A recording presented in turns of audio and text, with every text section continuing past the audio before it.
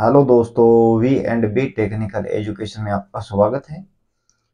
1000 question की जो series चालू की है उसके अंदर अपने 195 क्वेश्चन तक सोल्यूशन कर लिए हैं। आज 195 से आगे करेंगे और अब तक जितने क्वेश्चन सोल्यूशन करवाए हैं उनके अंदर आपको कोई डाउटफुल लगे तो आप जरूर कमेंट बॉक्स में टाइप करना। इसके अंदर न्यूमेरिकल के क्वेश्चन भी काफी ज्यादा ऐड किए हैं मैंने, 400 से 500 के बीच में और 900 से 1000 के बीच में पूरे क्वेश्चन कंप्लीट हो जाएंगे। उसके बाद में ही न्यूमेरिकल करेंगे। साथ में कम्युनिटी टैब के ऊपर मैं लगभग अप्रोक्सीमेट क्वेश्चन अपडेट करता रहता हूं और उसका 1-2 दिन बाद में सोल्यूशन आपको यूट्यूब पर दे देता हूं। साथ में कोई अलग से न्यूमेरिकल हो तो भी आप बताएं, अदर कोई क्वेरी हो तो भी आप जरूर कमेंट बॉक्स में बताएं। आपको सोल्यूशन प्रोवाइड करवाने की पूरा प्रयास रहेगा मेरे द्वारा। ओके, तो साथ में वीडियोज को यार लाइक शेयर सब्सक्राइब ठोकिए, अपने फ्रेंड्स के पास शेयर कीजिए, उनसे भी सब्सक्राइब करवाइए। अभी चलते हैं अपने क्वेश्चन की ओर। 195 क्वेश्चन अपने कल तक कंप्लीट कर लिए थे। 195 के अंदर क्या है, ये संख्या जो रहती है मीटर को डेसीमीटर में बदलना, वोल्टेज को किलो केवी में बदलना, माइक्रो वोल्टेज में बदलना, मिली वोल्ट में बदलना, ये इस क्वेश्चन के अंदर सोल्यूशन देखते हैं सबसे पहले। ठीक है, फिर 196 से आगे स्टार्ट करेंगे अपने। चलो देखते हैं फिर।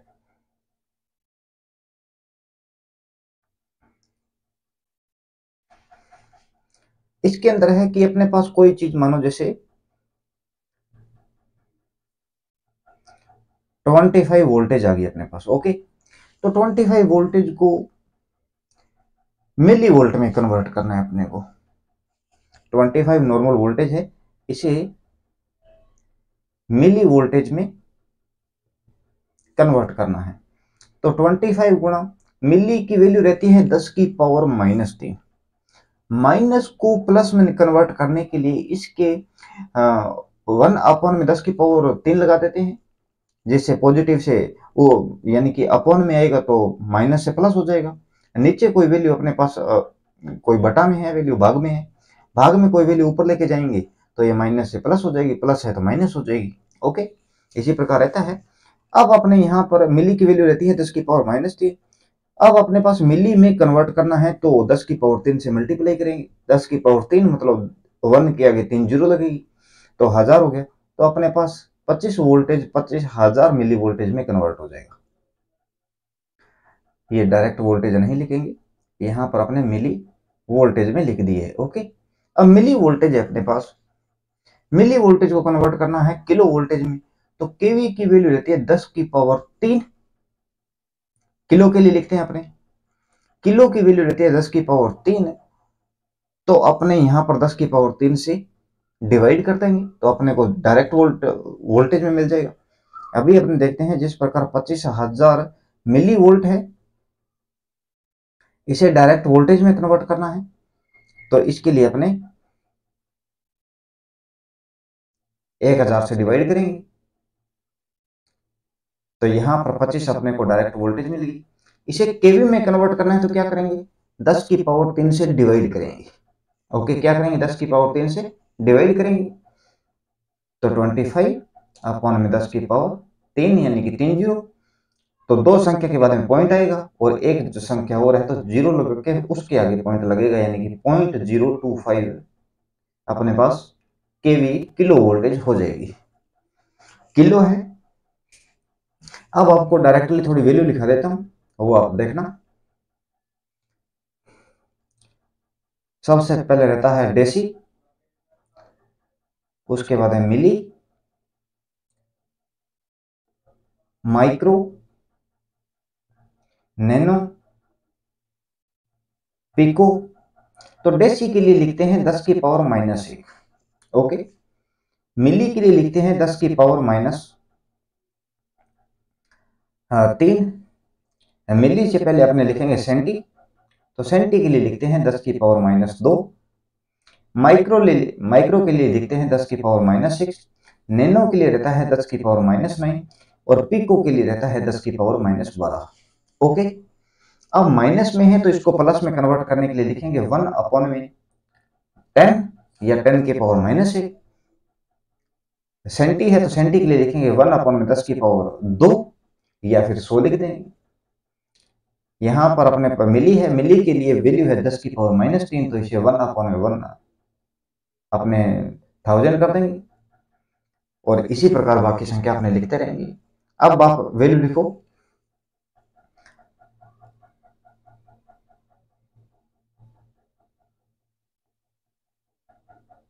किलो के लिए मेगा, गीगा, टेरा, पेंटा, एक्सा।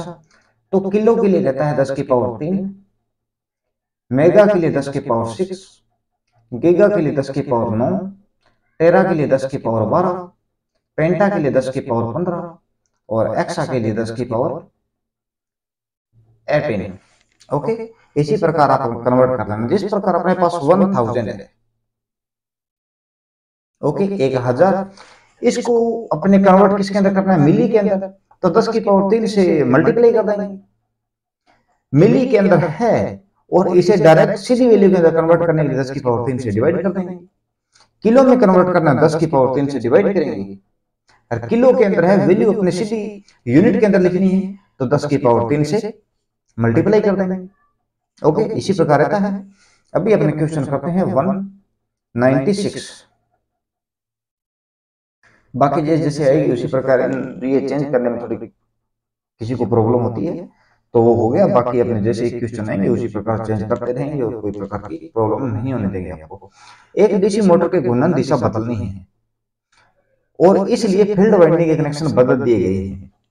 जैसे अपने कोई एक मोटर ड्रॉ कर लेते हैं, चलो शंट फील्ड मोटर ड्रॉ कर लेते हैं, डीसी शंट मोटर। ये अपने पास आर्मेचर है, E1 A2 A1 A2। Okay, अब अपने पास वाइंडिंग के लिए बताता हूं BIS 4718 1975 अधिनियम के अनुसार ये जो वाइंडिंग के जो लिखते हैं, जैसे शरीर के लिए D1 D2 से अंकित करते हैं। सेपरेटली एक्साइटेड जो फील्ड वाइंडिंग रहती है उसके लिए अपने लिखते हैं F1 F2। कर ही देता हूं ब्रो। ये सीरीज फील्ड है तो D1 D2। ओके, ये सेपरेटली एक्साइटेड फील्ड वाइंडिंग है तो इसके लिए लिखेंगे F1 F2। आर्मेचर को तो नॉर्मली देखने से ही पता लग जाता है कि आर्मेचर का है तो इसके लिए A1 A2। कंपनसेटिंग वाइंडिंग है तो C1 C2। इंटरपोल वाइंडिंग या कम्यूटेटिंग वाइंडिंग कहें तो इसके लिए B1 B2। Shunt field winding है तो इसके लिए रहेगा E1 E2। तो इस प्रकार आप डायरेक्टली वैसे भी देख सकते हो। अब कंपनसेटिंग वाइंडिंग रहती है और एक कम्यूटेटिंग वाइंडिंग रहती है। कंपनसेटिंग और कम्यूटेटिंग। कम्यूटेटिंग जो वाइंडिंग रहती है ये कम्यूटेशन में सुधार करने के लिए रहती है। कम्यूटेशन के लिए अपने जो राइजर रहते हैं, राइजर मतलब जो अपने पास कम्यूटेटर रहता है, कम्यूटेटर का उभरा हुआ भाग जिसके ऊपर आर्मेचर वाइंडिंग के कनेक्शन करते हैं। तो राइजर और आर्मेचर वाइंडिंग के मध्य एक रेजिस्टेंस लगाकर भी हाई रेजिस्टिविटी ब्रश यूज करके भी अपने स्मूथ कम्यूटेशन प्राप्त कर सकते हैं। कम्यूटेटिंग वाइंडिंग के द्वारा भी कर सकते हैं। और आर्मेचर एक्शन के प्रभाव को कम करने के लिए कंपनसेटिंग वाइंडिंग यूज लेते हैं। ओके, अब ये कह रहा है कि डीसी मोटर की घूर्णन दिशा बदलनी है और फील्ड वाइंडिंग के कनेक्शन बदल दिए। अब वाइंडिंग की जो मोटर है उसकी गति परिवर्तन करने के लिए क्लॉकवाइज घूम रही है उसको एंटी क्लॉकवाइज करना है, या एंटी क्लॉकवाइज घूम रही है उसको क्लॉकवाइज करना है। तो इसके अंदर सीरीज फील्ड रहे, शंट फील्ड रहे, उसके अंदर क्या रहता है कि अपने आर्मेचर या फील्ड में से किसी एक के कनेक्शन चेंज करने होते हैं। दोनों के चेंज कर दिए तो उसकी गति सेम डायरेक्शन में रहेगी, किसी प्रकार से गति चेंज नहीं होती है। ओके, तो इसलिए इसके अंदर गति घूर्णन दिशा बदलनी है और फील्ड वाइंडिंग के कनेक्शन बदल दिए गए हैं और इंटरपोल के कनेक्शन बदले नहीं हों तो क्या होगा? तो उसके अंदर क्या मोटर की जो घूर्णन दिशा है वो तो चेंज हो जाएगी, लेकिन जो कम्यूटेटर और ब्रश जो हैं उनके मध्य स्पार्किंग देखने को मिलेगी। ओके, शायद किसी प्रकार से डाउट नहीं होगा। घूर्णन दिशा बदल जाएगी, बिल्कुल सही है, लेकिन अधिक स्पार्किंग पैदा होगी, ऑप्शन नंबर सी अपने पास वेरी परफेक्ट है, किसी प्रकार से डाउट नहीं होगा। अब जो अपने ये कह रहा है कि इंटरपोल के कनेक्शन, इंटरपोल नॉर्मल जनरेटर है, मोटर है डीसी की, जितने मेन पोल है जितने ही मेन पोल हैं उतने ही इंटरपोल रहेंगे। ओके, ये चीज का ध्यान रखना है। जिस प्रकार क्रॉस फील्ड जनरेटर हो गए तो उनके अंदर क्या होता है कि जो मेन पोल रहते हैं उनसे डबल इंटरपोल की संख्या रहती है। इंटरपोल को ही कम्यूटेटिंग वाइंडिंग कहा जाता है। ओके, संख्या डबल रहती है। अब इनके अंदर मेन पोल की तुलना में जो इंटरपोल रहते हैं, अब मोटर में हो चाहे हो जनरेटर के अंदर, दोनों के अंदर एयर गैप फील्ड पोल की तुलना में, फील्ड पोल और आर्मेचर के मध्य एयर गैप होता है उनसे ज्यादा रहता है, और मोटर जनरेटर में अलग नहीं होता, सेम प्रकार का एयर गैप रख सकते हैं। इस सेम प्रकार का ही होता है, रख नहीं सकते, होता ही सेम है। ओके, अब इनकी एक चीज और देख लेते हैं अपने, इसको हटा रहा हूँ, वीडियो पॉज करके आप नोट कर लेना जो भी आपको बढ़िया लगे। बढ़िया नहीं, जो आपको ना आ रहा हो उसको स्पेशल से अलग एक रजिस्टर लगाएं, उसके अंदर लिखें और कंटिन्यूसली उसको देखते रहें, तो आपकी थ्योरी जो है रिवाइज होती रहेगी। अब इसके अंदर क्या रहता है कि जो आर्मेचर हो गया, फील्ड दोनों में से किसी एक को चेंज करके गति रोटेशन चेंज कर लिया। अब इंटरपोल और कम्यूटेटिंग वाइंडिंग सेम वाइंडिंग है, ये दोनों ही वाइंडिंग मोटर जनरेटर में जो है सीरीज में कनेक्ट रहती है। अब इंटरपोल वाइंडिंग की बात करें, इंटरपोल वाइंडिंग या कम्यूटेटिंग वाइंडिंग, इसकी पोलैरिटी कैसे डिसाइड होती है? तो जनरेटर में बात करें अपन,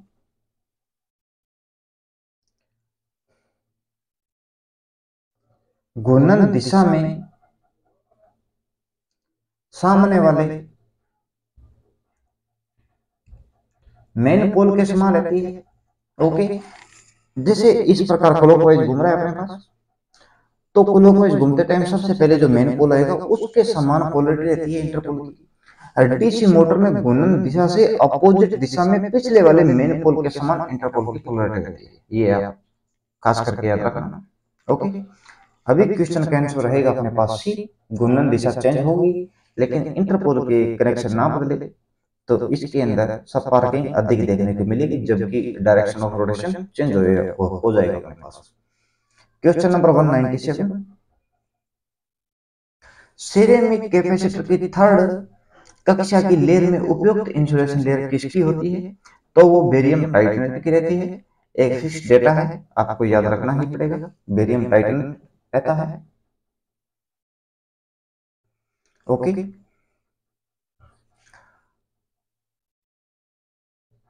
अब जो वायु अपने पास कैपेसिटर रहता है, यानी कि वायु कैपेसिटर एक तो वेरिएबल कैपेसिटर के सीरीज में आता है, इसका मान चेंज कर सकते हैं अपने कैपेसिटेंस की वैल्यू को। साथ में दो चालक प्लेटों के मध्य क्या होता है कैपेसिटर का, कि दो जो चालक प्लेट रहती है उनको किसी एक डाइलेक्ट्रिक के द्वारा अलग किया जाता है, या डिफरेंट डिफरेंट भी डाइलेक्ट्रिक हो सकते हैं। तो वायु डाइलेक्ट्रिक वाला जो कैपेसिटर रहेगा उसके अंदर सिस्टम ये होता है कि उसे अपने कौन सा संधारित्र कहेंगे बताओ? माइका होगा, उस कैपेसिटर को क्या कहेंगे? माइका कैपेसिटर को पेडर संधारित्र कहते हैं। और वायु के द्वारा दो जो कंडक्टिंग प्लेट होती है उसको डाइलेक्ट्रिक वायु मान के अलग किया जाता है, तो उसे अपने गैंग कैपेसिटर कहा जाता है। ओके, गैंग कैपेसिटर कहते हैं। क्वेश्चन नंबर 198, मिलान कीजिए FET, MOSFET, SCR, triac, BJT.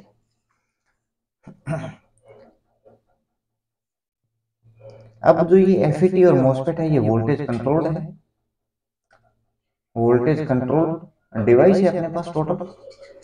MOSFET जो रहता है ये 100 किलो हर्ट्ज की फ्रीक्वेंसी तक वर्क कर सकता है। डीसी को बाई डायरेक्शनल करंट फ्लो करवा सकता है, यानी कि सोर्स से ड्रेन और ड्रेन से सोर्सेज टर्मिनल्स के करंट को प्रोवाइड करवा सकता है। 100 किलो हर्ट्ज की फ्रीक्वेंसी तक मैक्सिमम ऑपरेट होता है। ओके, धनात्मक गेट वर्दी मोड के साथ इसे ऑपरेट कर सकते हैं। ये भी आप नॉर्मल कंडीशन है याद रखना।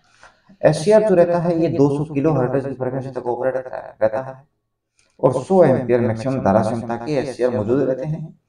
ट्राइक ये 400 हर्ट्ज की फ्रीक्वेंसी तक ऑपरेट रहते हैं।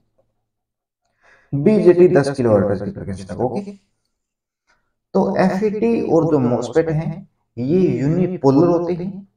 ओके, तो देखते हैं सबसे पहले FET, unilateral, unilateral, bilateral, bipoles, unipolar. तो जो एफईटी रहती है तो एफईटी के लिए रहेगा अपने पास ऑप्शन नंबर एफ। ओके, थोड़ा ऑप्शन दिखा देते हैं आपको। एफईटी के लिए रहेगा फील्ड इफेक्ट ट्रांजिस्टर के लिए यूनिपोलर। साथ में एफईटी जो रहती है ये इलेक्ट्रॉन या होल्स में से किसी एक के कारण ऑपरेट होती है। या तो इलेक्ट्रॉन वर्क करते हैं या होल वर्क करते हैं। इसका डायरेक्ट नॉर्मल सिंबल देखें तो ये तीर का निशान अंदर जा रहा है, इसका मतलब एन टाइप है। तीर का निशान बाहर आ रहा है मतलब पी टाइप है। ये रहता है ये गेट, ड्रेन, सोर्सेज। ओके, ये पिंच ऑफ वोल्टेज के बारे में भी आपको एफईटी के बारे में बता दिया। पिंच ऑफ वोल्टेज वह वोल्टेज होती है, पिंच ऑफ वोल्टेज, एफईटी के ऊपर पिंच ऑफ वोल्टेज वह वोल्टेज होती है जब आसानी से सोर्स से ड्रेन की ओर करंट फ्लो कर रहा है तो गेट के ऊपर रिवर्स वाइज में अप्लाइड किया गया वोल्टेज का वह न्यूनतम मान जिसके ऊपर सोर्स से ड्रेन की ओर प्रवाहित होने वाली धारा का मान 0 एम्पीयर तक चला जाता है, उस गेट वोल्टेज को पिंच ऑफ वोल्टेज कहा जाता है। ओके, मॉसफेट जो रहता है ये यूनिपोलर होता है लेकिन 100 किलो हर्ट्ज की फ्रीक्वेंसी तक ऑपरेट होता है, ऑप्शन नंबर एच। एचसीआर जो होता है यूनिलेटरल रहता है, ट्राइक यूनिपोल बाइलेटरल रहता है। एचसीआर यूनिलेटरल लेकिन 200 किलो हर्ट्ज की फ्रीक्वेंसी तक ऑपरेट होता है। ये H2 नहीं है, ये HZ है। ट्राइक रहता है बाइलेटरल लेकिन 400 हर्ट्ज की फ्रीक्वेंसी तक। और बीजेटी जो रहती है, बीजेटी को बाइपोलर कहते हैं। तो बीजेटी के लिए रहेगा ऑप्शन नंबर ए। पहले का अपने पास एफ, सेकंड का एच, तो ऑप्शन नंबर बी हो जाएगा। 3 के लिए बी, 4 के लिए ई अपने पास, 4 नंबर बाइलेटरल 400 हर्ट्ज। तो ऑप्शन नंबर इसके अंदर रहेगा नन ऑफ दीज। तो ऑप्शन नंबर हो जाएगा अपने पास डी, नन ऑफ दीज रहेगा। क्योंकि जो अपने पास मॉसफेट है, जो एफईटी रहती है ये यूनिपोलर रहता है। मॉसफेट भी यूनिपोलर होता है लेकिन 100 किलो हर्ट्ज की फ्रीक्वेंसी तक ऑपरेट होता है। एचसीआर जो रहता है ये यूनिलेटरल रहता है लेकिन 200 किलो हर्ट्ज की फ्रीक्वेंसी तक ऑपरेट होता है। एचसीआर बाइलेटरल होता है, एचसीआर नहीं ट्राइक बाइलेटरल होता है लेकिन 400 हर्ट्ज की फ्रीक्वेंसी तक ऑपरेट होता है। Two anti parallel connected with, two HCR connected with anti parallel के द्वारा एक ट्राई का निर्माण होता है। बीजेटी बाइपोलर होता है अपने पास, बाइपोलर जंक्शन ट्रांजिस्टर। मॉसफेट का full form metal oxide semiconductor full effect transistor, field effect transistor. और जो मॉसफेट रहते हैं ये अनहेंस्ड और डिप्लीशन प्रकार के, 2 प्रकार के रहते हैं अपने पास। इसका silicon control rectifier, silicon control rectifier के अंदर 3 टाइप आपको पिछले प्रीवियस जो लेक्चर कराए उनके अंदर बता दिया। बीसी मॉसफेट रहता है कॉम्प्लीमेंट्री सिलिकॉन कंट्रोल रेक्टिफायर, एसयूएस रहता है सिलिकॉन यूनिलेटरल स्विच, और एससीएस होता है सिलिकॉन कंट्रोल्ड स्विच। जो कॉम्प्लीमेंट्री सिलिकॉन कंट्रोल रेक्टिफायर होता है उसके ऊपर एन लेयर के ऊपर गेट टर्मिनल से निकलता है, जबकि जो एसयूएस रहता है उसके ऊपर N1 से ही गेट टर्मिनल से निकलता है लेकिन गेट और कैथोड के मध्य एक जेनर डायोड लगा रहता है। ओके, जबकि सिलिकॉन कंट्रोल जो स्विच रहता है उसके अंदर N1 और P2 से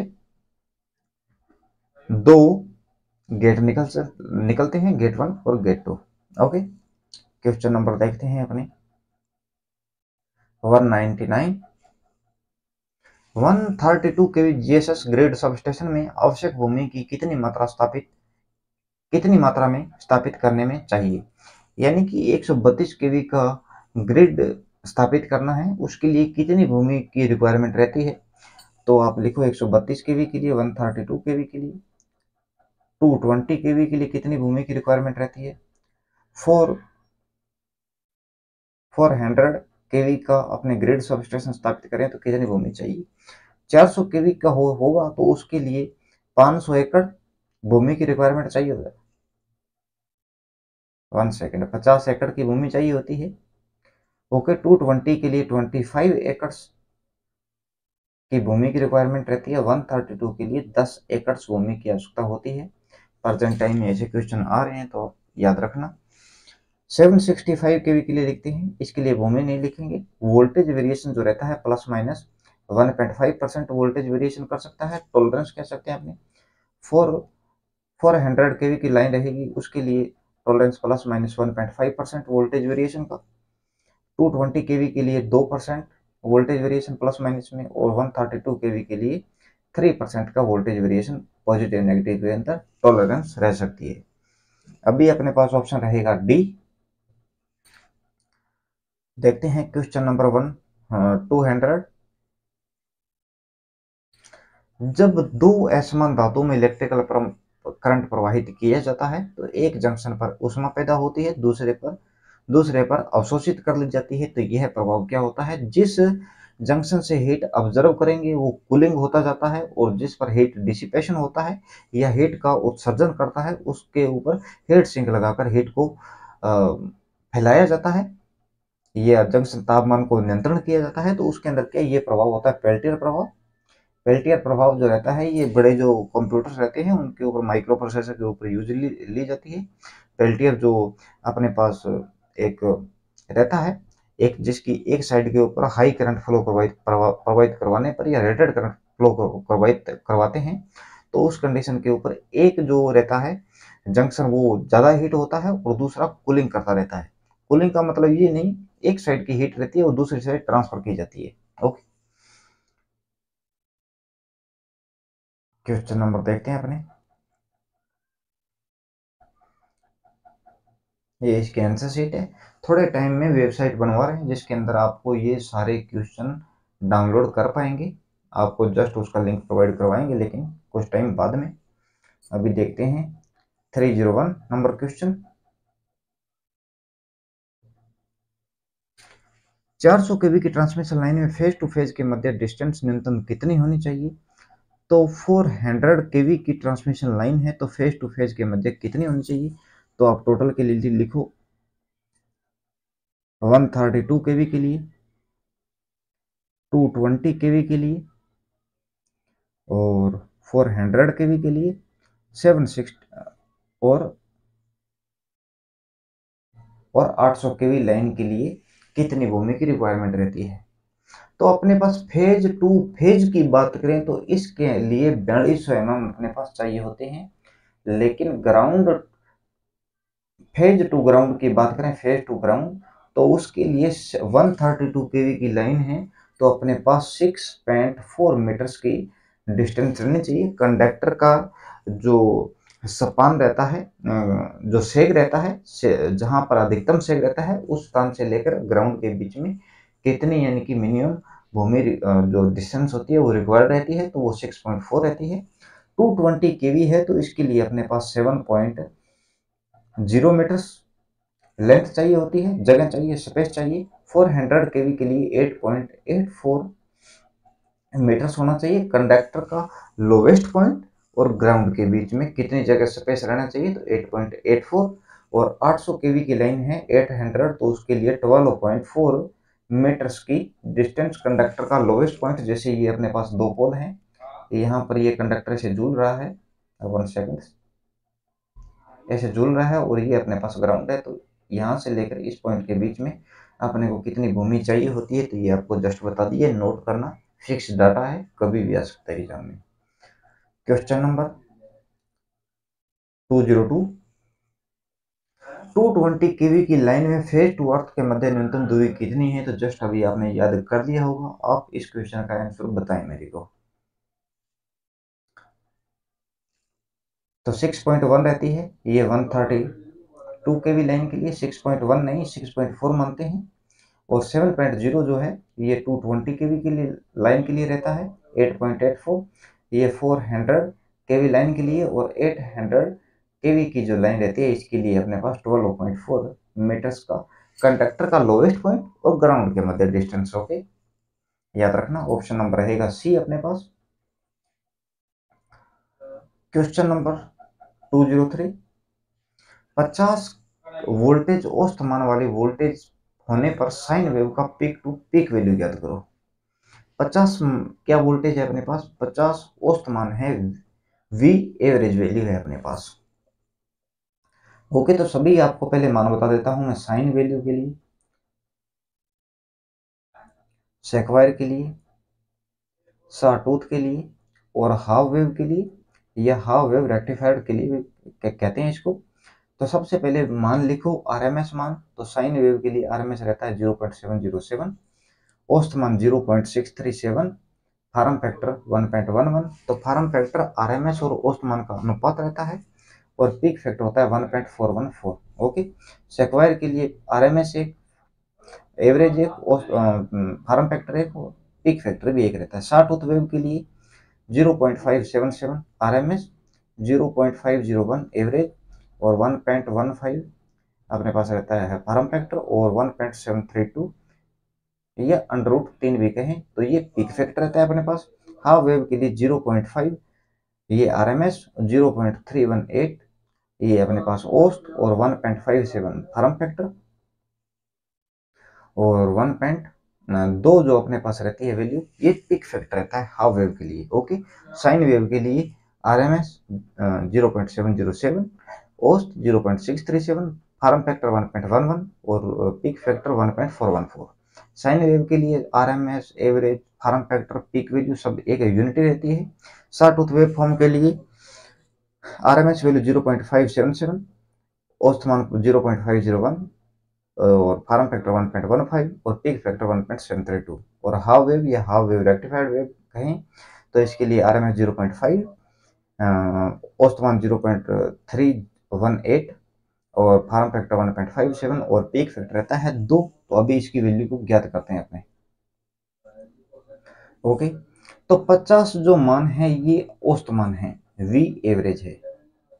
ओके, तो 50 को कन्वर्ट करना है सबसे पहले, आरएमएस हो तो इसको पीक में कन्वर्ट कर लेंगे, औसत है तो पीक में कर लेंगे। तो औसत मान कन्वर्ट करने के लिए अपने पास क्या रहता है, वी पीक है तो इसे 0.637 से मल्टीप्लाई करने पर अपने पास क्या आएगा, अपने को वी एवरेज मिलेगा। लेकिन अपने को वी पीक चाहिए तो इसके अंदर क्या करेंगे, V peak V average upon में 0.637 कर देंगे। साइन वेव कह रहा है अपने को, तो 0.637 औसत मान रहता है।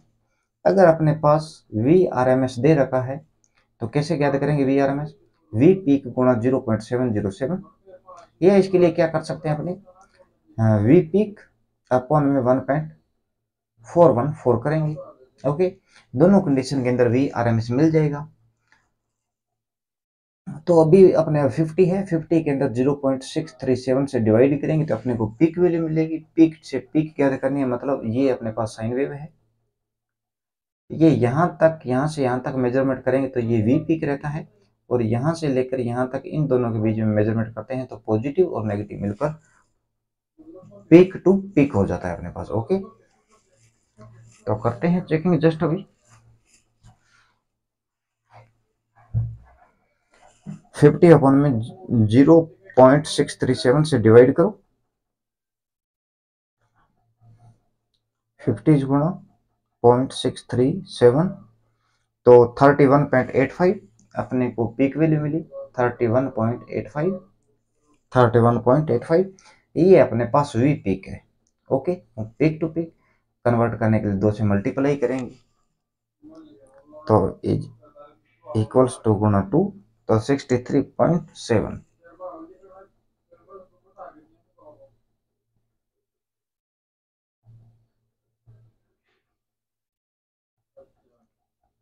सिक्सटी थ्री पॉइंट टू अपने पास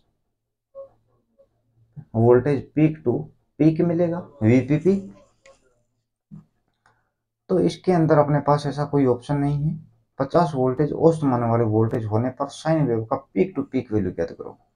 ओके, तो इसके लिए आप जो आपने लगाया है इसके अंदर कोई डाउट रह सकता है, शायद कोई डाउट जो फॉर्मूला लिखने में डाउट हो गया हो, तो इसे आप चेंज कर लेना। क्वेश्चन का आंसर रहेगा अपने पास 63.2।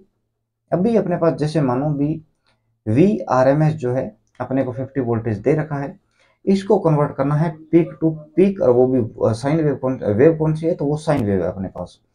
तो इसे या तो 1.414 से मल्टीप्लाई करेंगे या इसे 50 गुना अपॉन में 0.707 से डिवाइड करेंगे। तो करते हैं इसको।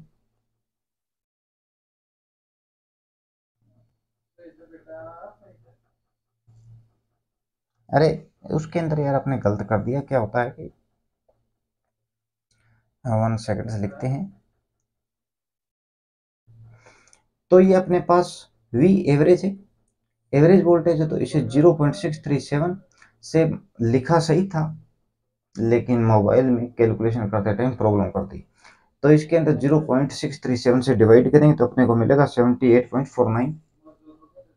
78.49 ये वी पीक है अपने पास, इसे 2 से मल्टीप्लाई करेंगे तो इसे पीक टू पीक वैल्यू मिलेगी, इज इक्वल टू गुना 2, तो 156.98। 156.98 ये V peak to peak value है अपने पास।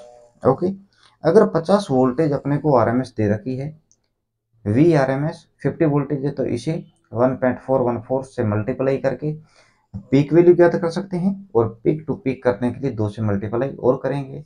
तो ये आप आरएमएस 50 वोल्टेज अपने को दे रखी है साइन वेव में, तो पीक वैल्यू ज्ञात करने के लिए 1.414 से मल्टीप्लाई करेंगे, या 0.707 से डिवाइड करके पीक वैल्यू निकल जाएगी, और उसको मल्टीप्लाई करेंगे 2 से, तो अपने को पीक टू पीक वैल्यू मिलेगी। अभी अपने पास आंसर रहेगा बी 156.98 204। मोसफेट के संबंध में इनवैलिड स्टेटमेंट का चयन करें। वैलिड मतलब अपने को मान्य स्टेटमेंट, इनवैलिड मतलब अमान्य स्टेटमेंट का चयन करना है। तो मोसफेट वोल्टेज कंट्रोल डिवाइस है, मोसफेट वोल्टेज कंट्रोल डिवाइस है, तो बिल्कुल सही बात है भाई। ये पूछ रहा है इनवैलिड, तो ये हो जाएगा गलत अपने पास। मोसफेट एक दिशा में डीसी धारा ले जा सकता है, आपको जस्ट बताया। बी जो मोसफेट रहता है metal oxide semiconductor field effect transistor, और दूसरा रहता है सी मोसफेट भी होता है अपने पास, complementary metal oxide semiconductor field effect transistor. लिख ही देता हूं, MOSFET metal oxide MOSFET metal oxide semiconductor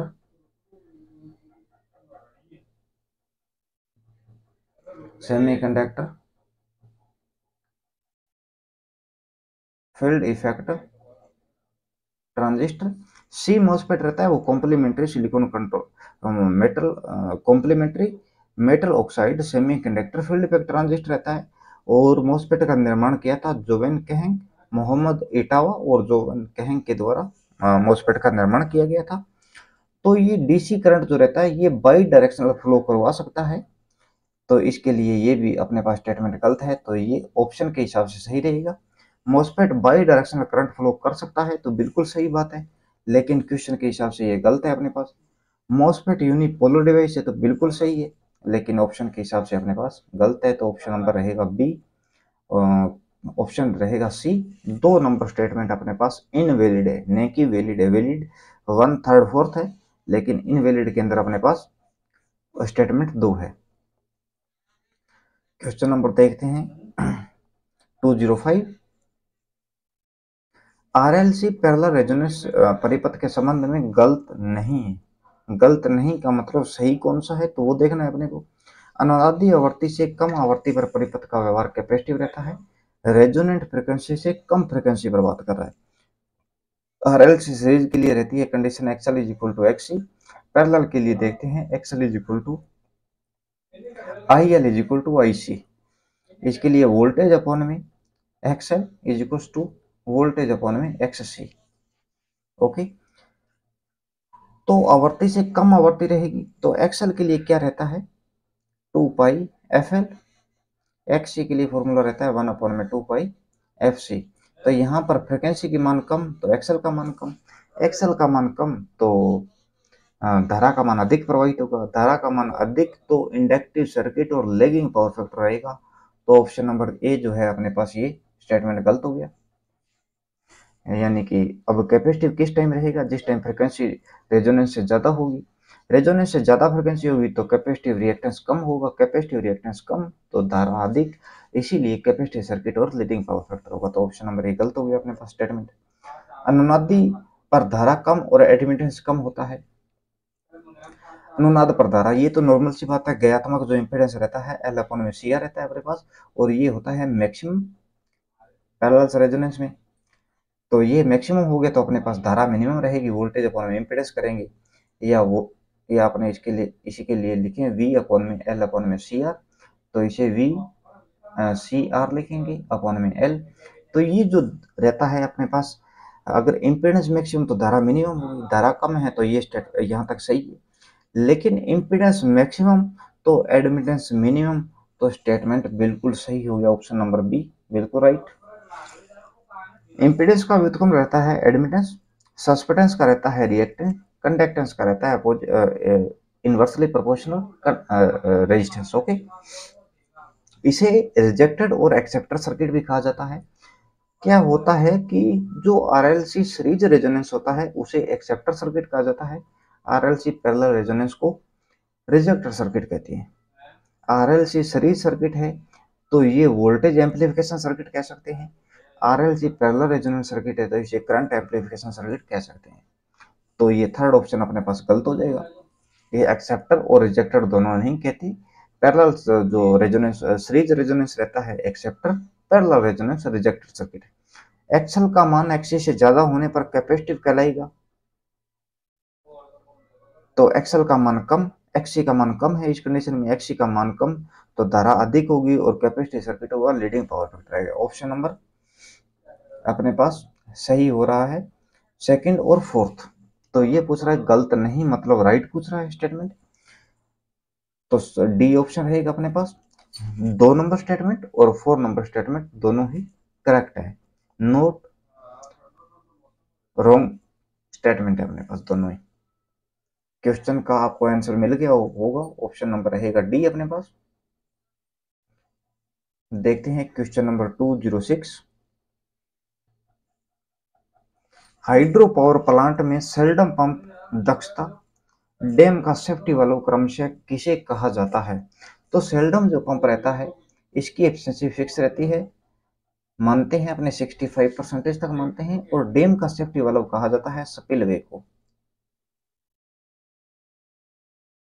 क्यों कहते हैं, क्योंकि डैम में सामान्य से ज्यादा पानी होने पर या उसके अंदर कचरे की मात्रा होने पर तो उसे उस कचरे को एक गेट रहते हैं स्पिलवे, उन गेट से एग्जिट कर दिया जाता है, जिस कारण ये डैम का सेफ्टी वाला भी हो गया, जिसका ओवरफ्लो होने के कारण डैम टूट भी सकता है, तो उस कंडीशन के अंदर स्पिलवे के द्वारा एक्स्ट्रा जो पानी रहता है उसे डिस्चार्ज कर दिया जाता है। तो ऑप्शन नंबर डी हो जाएगा।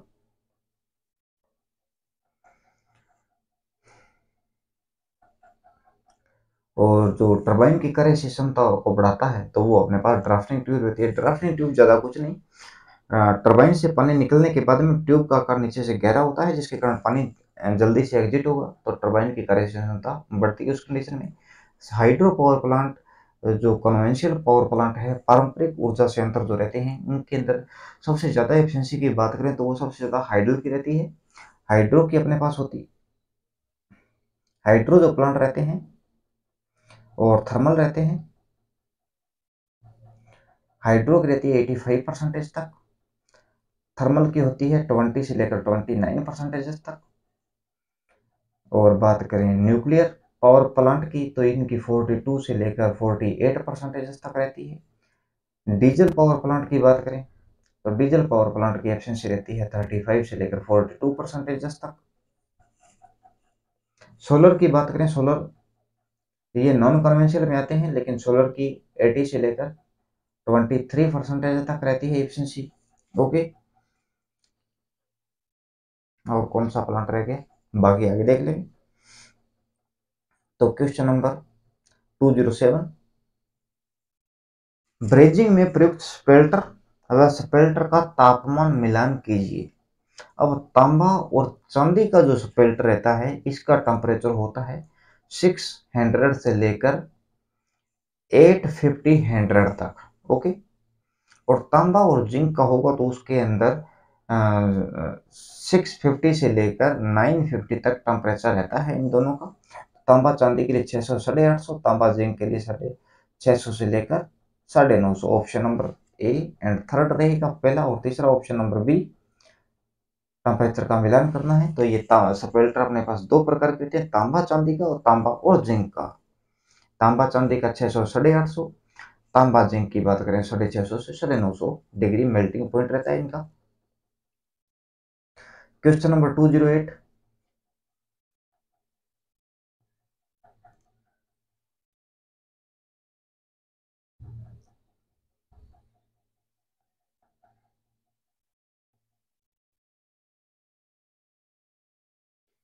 एससीआर जब हाई पावर रेटिंग के साथ कार्य करता है तो लेचिंग एंड होल्डिंग करंट के मध्य संबंध बताइए।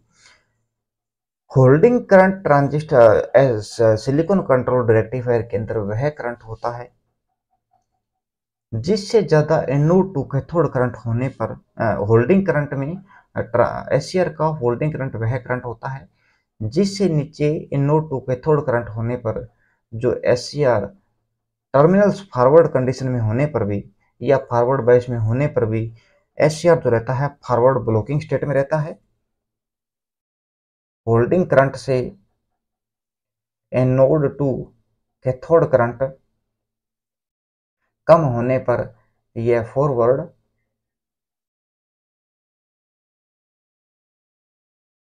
ब्लॉकिंग स्टेट में रहता है। ओके। और लेचिंग करंट से ज्यादा एनोड टू कैथोड करंट होने पर यह फॉरवर्ड कंडक्शन मोड में रहेगा। कंडक्शन मतलब कार्य करेगा, करंट फ्लो करेगा, कंडक्शन स्टेट में रहेगा।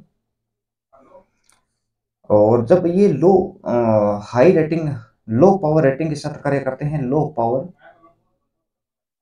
रेटिंग के साथ एससीआर कार्य करता है तो उस कंडीशन के अंदर जो लेचिंग करंट रहता है ये होल्डिंग करंट से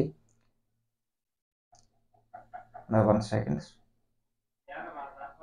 ये होल्डिंग करंट से 1.2 से लेकर 1.8 गुना अधिक रहता है, इक्वल रहेगा। और हाई पावर रेटिंग के साथ जब एससीआर कार्य करेगा, हाई पावर रेटिंग के साथ एससीआर कार्य कर रहा है तो उसके अंदर लेचिंग करंट जो होता है ये 2 से 3 गुना होल्डिंग करंट से ज्यादा रहता है, इक्वल्स टू ओके। तो आपको समझा गया होगा भी होल्डिंग करंट से कम एनोड टू कैथोड करंट होने पर यह फॉरवर्ड ब्लॉकिंग स्टेट में, और लेचिंग करंट से अधिक एनोड टू कैथोड करंट होने पर यह फॉरवर्ड कंडक्शन स्टेट में रहता है। लो पावर रेटिंग पर होने पर, लो पावर रेटिंग पर होगा जब एससीआर वर्क कर रहा है तो लेचिंग करंट जो होता है होल्डिंग करंट से 1.2 से लेकर 1.8 मल्टीपल अधिक रहता है। हाई पावर रेटिंग के साथ कार्य करने पर लेचिंग करंट होल्डिंग करंट से 1.2 से लेकर 3 मल्टीप्लाई अधिक रहता है होल्डिंग करंट से। ओके। तो अभी हाई पावर रेटिंग के साथ पूछ रहा है तो ऑप्शन नंबर हो जाएगा ए। अगर लो पावर रेटिंग के लिए कहता तो ऑप्शन नंबर डी रहता, लो पावर रेटिंग के लिए अगर इसे यूज करते तो। ओके। शायद आपके पास इसका डाउट, इस क्वेश्चन में डाउट नहीं होगा।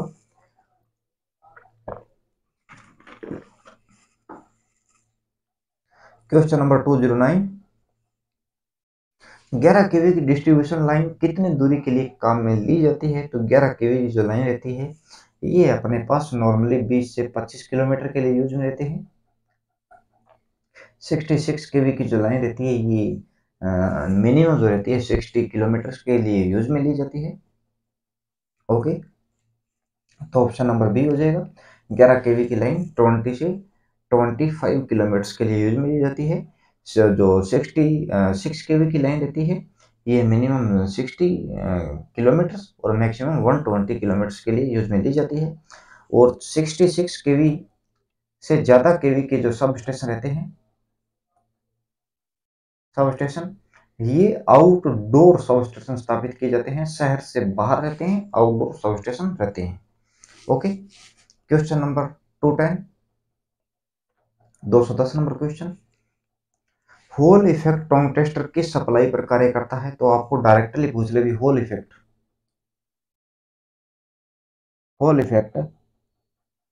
टोंग टेस्टर, तो ये ऐसी पर कार्य करता है ओनली सिर्फ। टोंग टेस्टर क्या होता है? धारा के मार्ग में बिना किसी बाधा के करंट को मेजरमेंट कर लेता है। किसके प्रभाव पर कार्य करता है? तो आपको जस्ट अभी बताएंगे। होल इफेक्ट जो रहता है टोंग टेस्टर, ये एसी, होल इफेक्ट लिखा है मैंने, 1 सेकेंड।